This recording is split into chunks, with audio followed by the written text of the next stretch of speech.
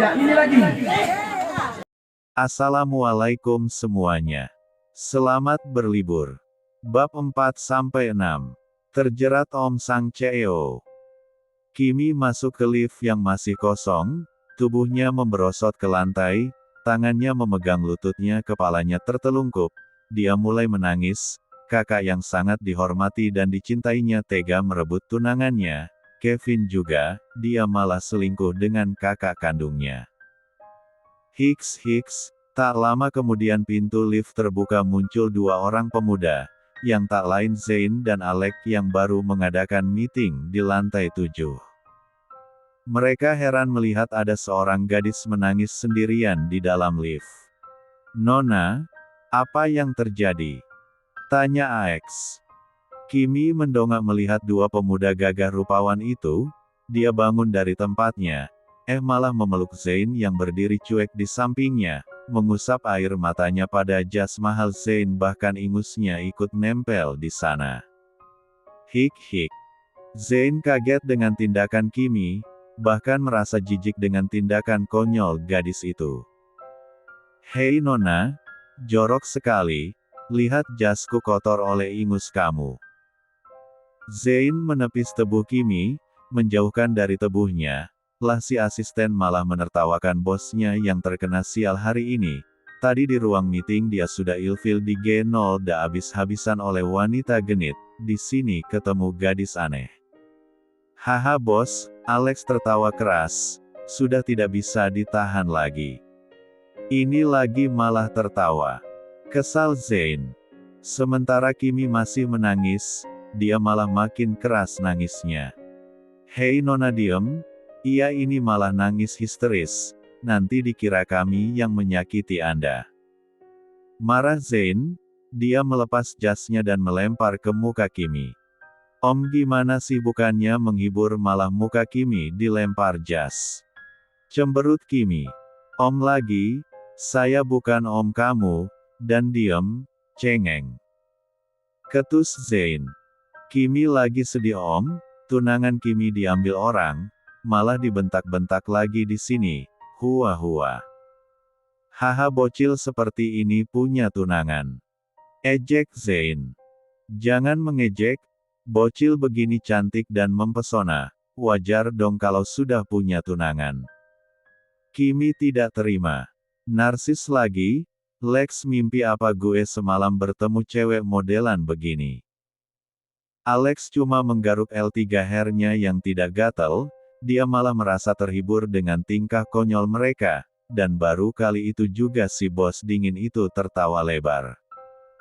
"Cantik dari Hong Kong, pantesan pacar kamu diimbat orang, lihat saja tebuhmu." Sambil memeriksa tebuh Kimi, dipegangnya bahu Kimi dan diputar ke kiri ke kanan. "Lihat mana ada cewek modelan begini, kemeja kebesaran, celana robek-robek, ya jelas tunangan kamu pilih yang S3Xi. Kok om tahu kalau tunangan saya milih yang S3Xi?" heran Kimi. "Ya jelas dong bocil, kamu itu pantesnya sono gabung jadi gerombolan anak pang, hahaha, ditambah anting di hidung dan L1 dah pas itu. Dasar om-om dah jelas. Masa dibilang mirip anak pang? Kimi itu tampil apa adanya om, ndak mau dibuat-buat." Masih cemberut, dia menyerahkan kembali jas Zain yang tadi dilempar padanya. "Lagi ini pakai panggil om, saya bukan om kamu, dan ini jas saya kotor akibat ulah kamu, adi tanggung jawab." Menyerahkan kembali ke Kimi. Ya elah, begitu saja marah, tinggal diusap pakai tisu juga hilang. Jawab Kimi. Tawa Alex makin pecah mendengar pernyataan Kimi yang tidak takut sama sekali. "Haha," dia bilang, "dilap tisu saja sudah hilang. Haha, bos, jas lo diiap pakai tisu saja ya." "Alex, mau potong gaji beneran?" sarkas Zain. "Enggak bos, maaf, Nona itu jaket mahal. Dan bos saya ini alergi Nona, apalagi dengan yang namanya kulit wanita." Jawab Alex. Alergi? Alergi yang bagaimana om?" Kimi mengernyitkan alisnya. Jas bos saya ini limited edition Nona, perawatannya juga mahal, ini malah Nona mengotorinya pakai ingus lagi, satu lagi jangan menyentuh kulitnya bisa alergi. Alex kembali menjelaskan kalau Zain memang punya alergi. Kimi malah seperti ditantang, dia menul-noel kulit tangan Zain, tapi tidak terjadi apa-apa, normal-normal saja, tidak ada tanda-tanda alergi. Mana alergi? Dari tadi tidak apa-apa, tidak ada reaksi, bohong ya om. Goda Kimi. Sudah-sudah tadi katanya sedih ini malah cengengesan. Sindir Zain. Kimi menepuk jidatnya sendiri lupa kalau saat ini dia sedang sedih. Iya ya tadi Kimi sedih tunangan Kimi diambil orang, hehe, terima kasih berkat om berdua Kimi jadi sedikit lupa, kesedihan Kimi, mana jasnya? Kimi meminta jas Zain. Oke sini jas om, Kimi cuci. Kalau sudah beres harus diantar kemana? Tanya Kimi. Tidak perlu, malah tambah rusak nanti kalau kamu yang cuci, biar Alex bawa ke Binatu. Jawab Zain dingin. Pintu lift terbuka, mereka tak terasa sudah sampai di lantai bawah. Zain bernafas lega. Bisa gila lama-lama dengan gadis barbar ini, mereka keluar dari lift. Terima kasih om, oh ya di sekitar sini di mana ya ada kedai es krim. Tanpa curiga Alex menunjukkan kedai es krim yang terkenal di seberang hotel itu. Itu di seberang hotel ada kedai es krim yang lagi viral, Pelangi Ice namanya. Tunjuk Alex. Tanpa menoleh lagi Kimi segera berlari menuju ke tempat yang Alex tunjuk. Alex menoleh ke arah atasan sekaligus sahabatnya itu dan mengernyitkan dahinya. Segera dia memeriksa tangan bos ya itu. Bos lo kok tidak alergi? Gadis tadi bahkan memegang dan menul-noel tangan lo, tapi tidak ada reaksi alergi sama sekali. Heran Alex. Seketika Zain melipat ke mejanya, memeriksa kulitnya. Biasanya kalau dia bersentuhan dengan kulit wanita kecuali ibunya, akan ada ruam-ruam merah bahkan sering sampai dibawa ke rumah sakit. Makanya kalau berinteraksi dengan klien wanita Zain selalu memakai sarung tangan. Menghindari hal yang tidak diinginkan, karena biasanya gadis-gadis itu selalu menggoda dia dengan berbagai cara. Iya kenapa tidak gatal-gatal ya? Heran Zain. Wah ajaib tuh cewek, atau jangan-jangan jodoh lo bos. Goda Alex. Wah amit-amit, berjodoh dengan bocil gila itu. Zain bergidik ngeri. Jangan begitu bro, benci bisa jadi bucin, dan bucin beneran tahu rasa lo, haha. Ejek Alex. Kimberly memesan semua rasa es krim di kedai itu. Dia melahap semuanya, sambil menangis, banyak pasang mata memperhatikan gadis itu dengan aneh, tapi Kimi tetap cuek, dia tidak peduli apa omongan orang, yang penting dia nyaman, sejak dari kecil dia doyan es krim, bahkan jika ada masalah es krim adalah solusinya, dia akan tenang setelah makan banyak es krim. Pelayan kedai juga heran, baru kali ini ada seorang cewek yang makan segitu banyak es krim. Dia mendekati Kimi yang masih menangis tapi makan dengan lahap. Permisi Nona, apa tidak terlalu banyak Nona makan es krimnya, nanti bisa sakit loh. Pelayan itu mengingatkan. Iya Kak Kimi memang sakit, sakit hati, bukan sakit karena es krim, malah es krim ini yang bikin hati Kimi yang panas bisa adem. Jadi kakak tenang saja, kakak kalau mau bisa kok gabung. Kalau ada temennya bisa lebih asyik. Tidak Kak terima kasih saya harus melayani pelanggan yang lain juga, permisi.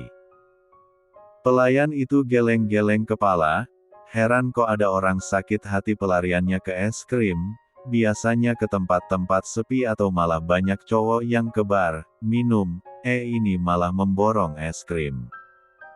Bab 5. Setelah menghabiskan 10 cup besar es krim, Kimi mulai tenang. dia meletakkan cup terakhirnya. Pikirannya mulai jernih. Gue tidak boleh larut dalam kesedihan. It's okay Kevin, lo boleh mengkhianati gue dan memanfaatkan gue, tapi gue Kimi tidak akan menangisi lagi cowok brengsek seperti lo. Lihat saja nanti gue akan kembalikan keberhasilan hotel kebanggaan lo ini kembali seperti dulu lagi. Kalian boleh bersenang dulu tapi sakit kemudian. Senyum misterius tersungging di bibir mungil itu. Dan lo Kak Angela, lo boleh puas merebut tunangan gue, tapi gue tidak akan pernah memungut lagi sampah yang sudah lo ambil. Oke Kimi semangat, masih banyak cowok ganteng di dunia ini, contohnya Om yang tadi, dia tipe gue banget, cold, arogan, dan setigaksi. Om ganteng tunggu Kimi, dan kita pasti akan bertemu lagi hehe. Di Hotel Twins tepatnya di kamar Presiden Suite, dua keluarga telah berkumpul. Mereka membahas kelanjutan hubungan Kevin dan Angela. Tuan dan Nyonya Sanjaya segera ke hotel mereka, karena telepon dari Tuan Sandi tadi. Mereka bingung ada apa yang membuat Tuan Sandi menghubungi mereka dan mengajak bertemu di kamar milik putranya sendiri. Tuan Sandi ada apa? Tanya Tuan Sanjaya. Duduk dulu Tuan, dan tanyakan pada mereka. Tunjuk Sandi pada sepasang kekasih itu. Sanjaya menoleh ke arah putranya, dia kaget, mukanya bonyok, demikian juga dengan Angela, mukanya juga memar, penampilan mereka sedikit berantakan. Ada apa ini? Apa yang kalian lakukan? Bukannya kamu kakak dari Kimberly? Tanya Tuan Sanjaya, tapi dua orang ini masih terus menunduk. Akhirnya Angela angkat bicara. Maafkan kami Om, kami memang salah. Iya Pak, kami saling mencintai, Kevin menambahkan. Tuan Sandi saya masih tidak mengerti mengapa putraku dan putrimu ada di sini lalu di mana Kimi. Kimi baru saja kabur karena melihat tunangan dan kakak kandungnya selingkuh, bahkan kami semua melihat mereka sedang berhubungan badan. Jelas Mami Sania kecewa. Sanjaya dan istri sangat kaget, bahkan mereka sudah sempat membicarakan perihal pernikahan Kimi dan Kevin, benarkah itu nak? Tanya Mama Kevin. Benar Ma, maafkan Kevin. Kevin terkenoda oleh calon kakak ipar Kevin yang lebih S3ksi. Apalagi kami sering bersama dalam membahas proyek, akhirnya muncul perasaan itu. Sanjaya menamparkan putranya itu. Kenapa harus sampai begini? Sudah berapa lama kalian berhubungan di belakang Kimberly? Tanya Sanjaya. Hampir 1 tahun, kami berencana akan terus terang setelah Kimi balik dari USA, tapi ketahuan duluan.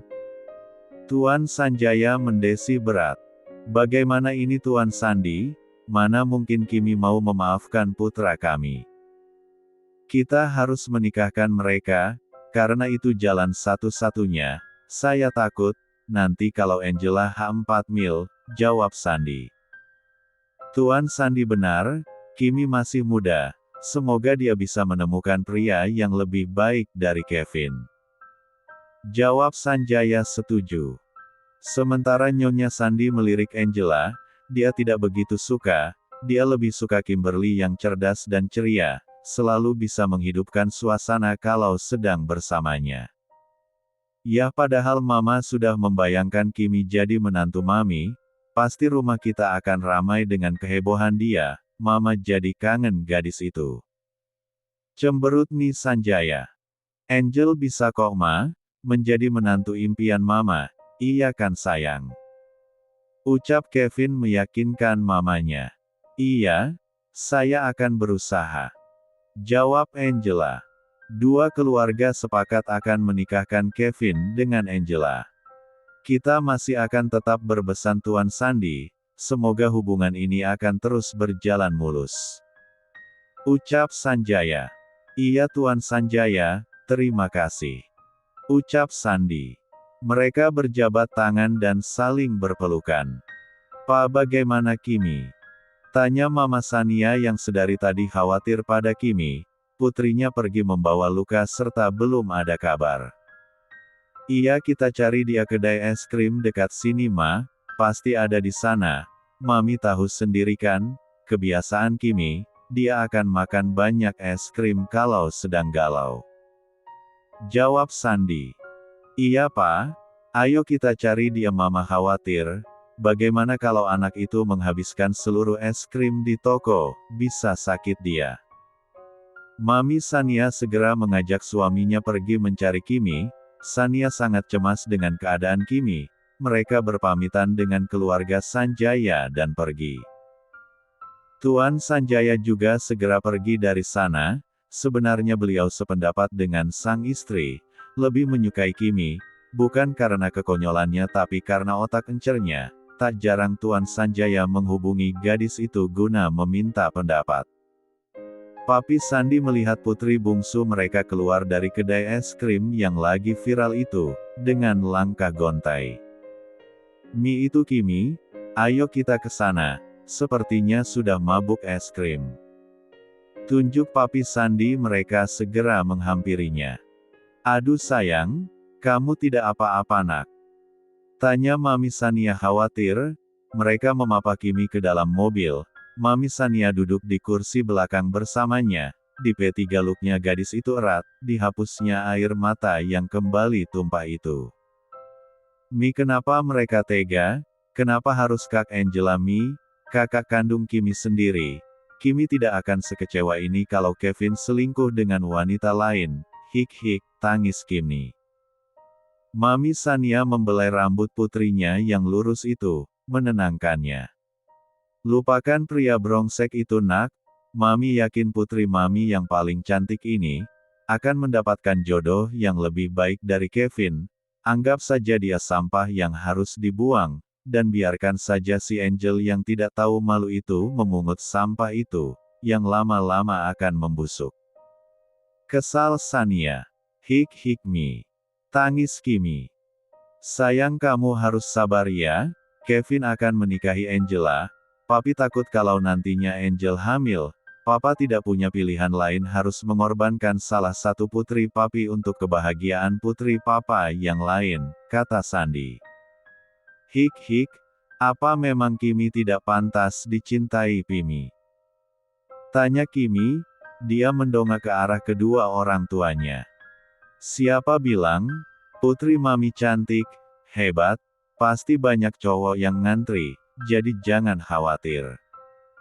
Sania menghibur putrinya tersebut. Tadi si Om bilang, pantas saja cowok Kimi diambil orang karena penampilan Kimi seperti ini. Apa semua pria menyukai wanita S3-ksi? Tanya Kimi pada Sania. Om siapa sayang? Siapa bilang? Contohnya papa kamu, dia mencintai Mami apa adanya, bukan karena S3-ksi, ataupun kaya, tapi karena Mami tulus mencintai papi. Jelas Mami Sania. Benar sayang, dulu sewaktu muda, Mami kamu persis sepertimu, ceria, konyol bahkan tulalit. Tapi papi bucin bisa bucin padanya. Celoteh Papi Sandi yang tiba-tiba telinganya panas. Aduh Mami, papi lagi nyetir nih, jangan dijewer dong. Mengusap telinganya yang panas. Abis papa bilang Mami tulalit ya cuma kadang-kadang, Iyagi cuma sedikit telat mikirnya. Cemberut Mami. Hahaha, tawa Kimi pecah mendengar kisah orang tuanya. Itu sih sama saja Mi tulalit sam telat mikir, haha, papi kok bisa nemu wanita seperti Mami dari planet mana sih, haha. Tanya Kimi dengan asal. Memang kamu tidak? Iha lihat cewek seperti preman. Suka teriak-teriak kayak Tarsan. Dengus Sania. Ini kan dari gen Mami, Mami yang nurunin sifat Mami ke Kimi. Jawab Kimi. Haha bener Kim, haha semua yang ada di gen Mami nurun ke kamu. Awas ya Pi, papi puasa 1 minggu kalau begitu. Marah Mami. Jangan dong Mi, posako papi bisa ke 4 ratan. kalau harus puasa apalagi seminggu. Ucap Sandi memelas pertolongan sang istri, biarin emang enak. Ketus Sania.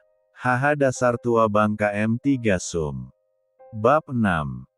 Jam sudah menunjukkan angka 11 malam, Angela baru pulang, tentu dengan diantar Kevin. Kebetulan Kimi masih belum tidur, dia main satu kemati udara malam di balkon kamarnya. Dari sana terlihat dua satu insan di mabuk asmara itu turun dari mobil. Sebelum masuk rumah, Kevin dan Angela masih menyempatkan satu uman panas di depan mobil. Kimi merasa jijik dengan empat degan gila itu. Ini Indonesia bukan Amerika. Bahkan Kimi yang sudah 8 tahun ikut kakeknya di sana belum pernah melakukan adegan seperti itu.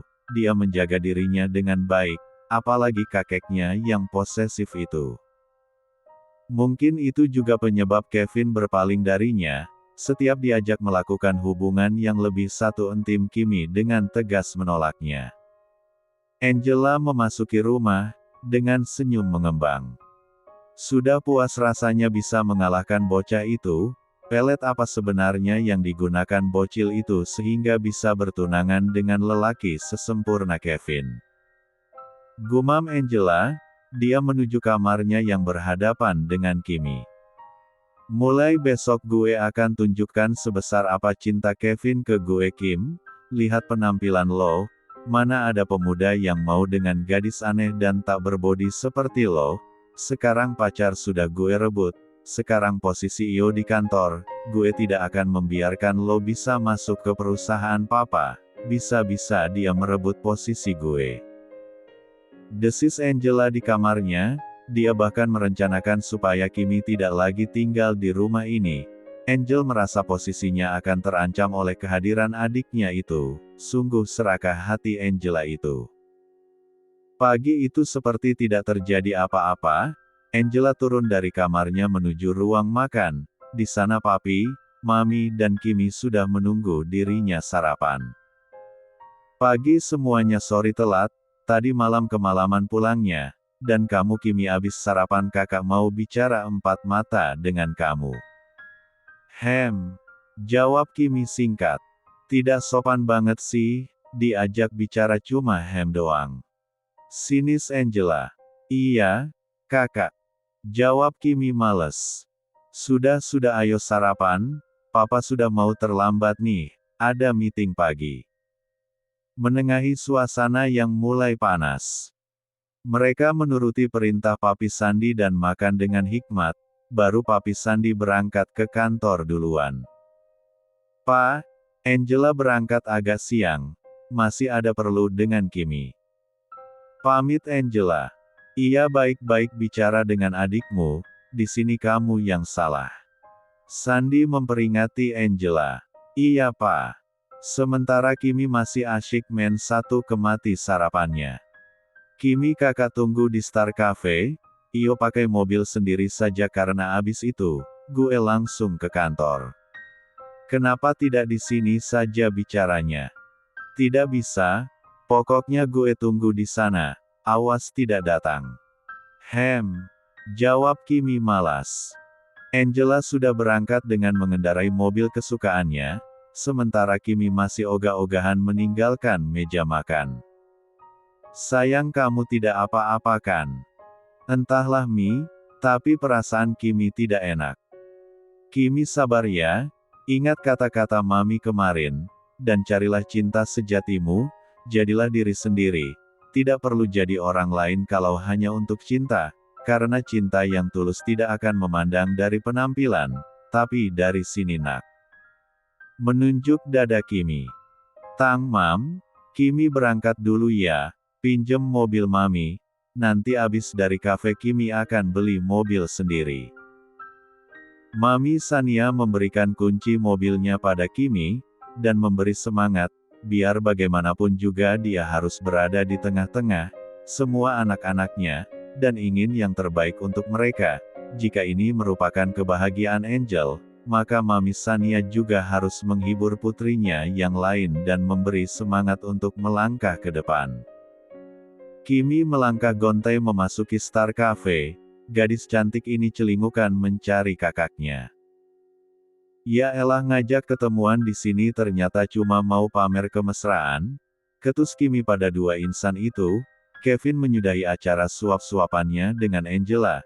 Dia sedikit gugup, dan segera meminta Kimi duduk, tapi Angel masih saja bersikeras menyuapi Kevin seolah menunjukkan perhatian yang lebih. Ayolah sayang, habiskan dulu sarapannya, nanti dingin dan tidak enak. Kevin ragu-ragu membuka mulutnya menerima suapan demi suapan dari Angel sampai habis. Kimi memutar matanya dengan jengah, tidak habis pikir kalau kakaknya yang anggun itu ternyata tidak tahu malu. Kim, kalau lo mau pacarmu tidak berpaling dari lo, seharusnya lo beri perhatian lebih ke dia, berikan apa yang dia mau, baru tidak akan berpaling, melirik Kimi sinis. Kimi cuma menanggapinya dengan deheman. Sudah selesaikan makannya, sekarang bicara. Ketus Kimi.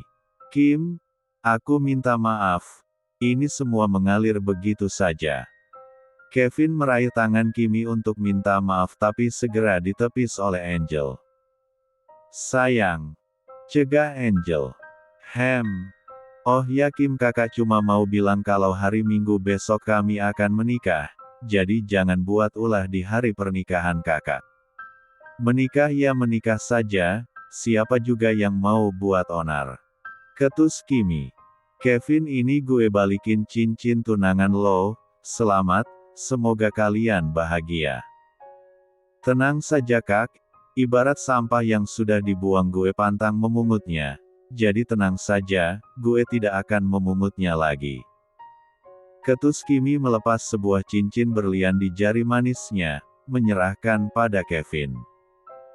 Mulai hari ini kita putus kak Kevin, kalian tenang saja, besok gue berangkat ke Bali, mau liburan jadi tidak akan mengganggu kalian, untuk hadiah pernikahannya akan gue kirim besok.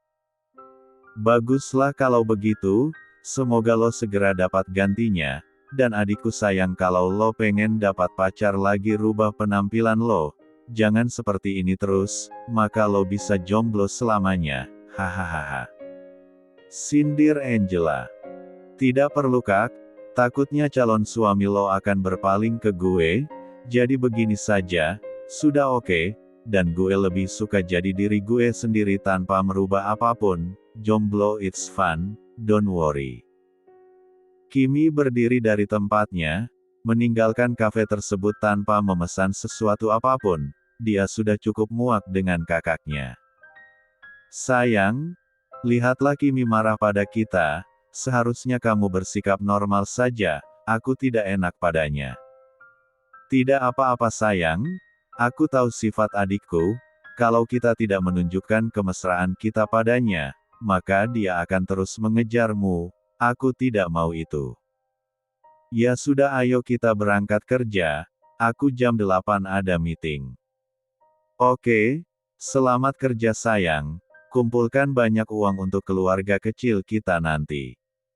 Oke, kamu juga ya, jangan gonit sama pegawai laki-laki. Tidaklah, aku cuma gonit dengan calon suamiku ini. Mereka juga meninggalkan kafe, berpisah di tempat parkir, menuju ke kantor masing-masing. Di sepanjang perjalanan Angela tersenyum riang, dia terus bersenandung menirukan lagu yang diputarnya.